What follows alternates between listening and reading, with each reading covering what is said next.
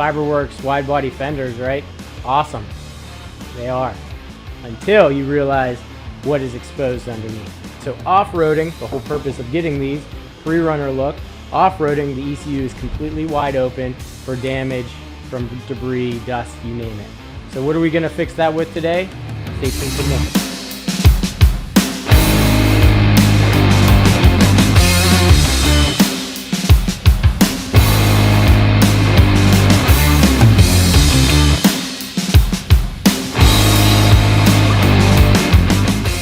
Welcome back to the Blue Garage, guys. I'm Greg, and today we are working on the ZR2 yet again, like we always do.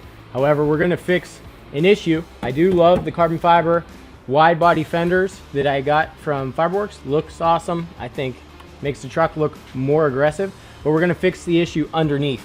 As you see here, the ECU is completely exposed. I do have the DFM disabler in there from Range Technology. I not only want to protect the ECU itself, but that disabler. So what I have today is from StayFlush. They've sent out two products, their standard ECU cover and then the ECU cover modified. I'll explain how or why. Obviously you can see that it's cut out to fit the DFM disabler. Both products are able to cover up my ECU the way it is now with Range Technology. I will explain more as we go. Now the reason StayFlush provided me with two separate options is because, as you see, this option will mount just like so, where the DFM disabler or that bottom ECU plug are completely exposed, giving you the option, if you're one of those guys that removes your Range Technology DFM disabler every time you go to the dealership, to do so without having to remove the panel every time. Or the way I'm going to be installing it is with the standard plate. Now obviously it's not going to sit flush the way we need it to without any spacers, which StayFlush provided. So I'm going to install it with the spacers provided, and we'll get it looking all nice and pretty under there, nice and protected as well. Less worry for dirt, debris, anything flying up there and doing any damage down the road. All right, so on the bottom there are two bolts here, two 10mm bolts. I'm gonna get those off. Won't be needing the stock bolts anymore. Next we're gonna set up our plate the proper way. So bolt here, and bolt through the front end with washers on either side just to make it look nicer. And then I'm going to put the spacers provided, again from StayFlush here,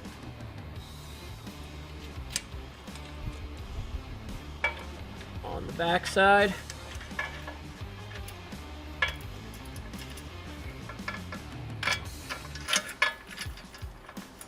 Start them by hand and then get it tightened with the socket, and then we'll worry about the top after. Alright, I'm not going to tighten them all the way until I get the top. This is the tricky one. Let me move up here so you can see me better. So basically the hole is right here that we're going to be going through, and behind there is like a little box or a little housing where the nut is going to sit. So in order to get that in place,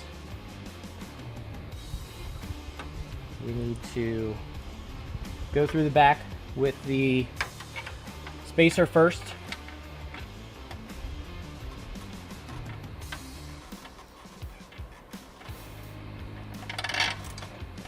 Just like so. I know you guys can't see, but wanted to make sure that obviously it's fed the entire way through, which it is now. Now I have a little flathead screwdriver that I'm going to attempt to get this into place with, but let's see what we can do by hand first. It is a very tight spot to work in. Alright, I got it back there with my finger. I don't know how. It is tightening slowly but surely.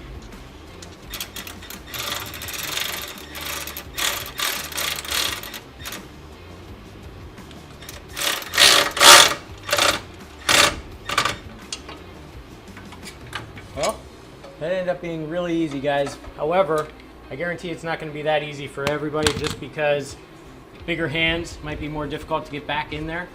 I got it in there just fine. Just, yeah, got to be careful. All I did with the flathead screwdriver was put it over the nut and then just hold it down ever so slightly as I slowly hand tightened it first before going all the way tight.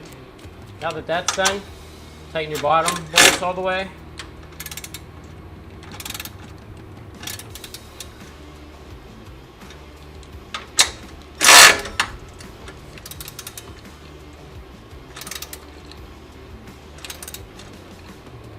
All right, and you're done. Simple as that. Looks great, nice and protected, looks nice and clean. Peak and StayFlush. Make a good team right there, I think. Everything looks good, guys. We're completely done with this project.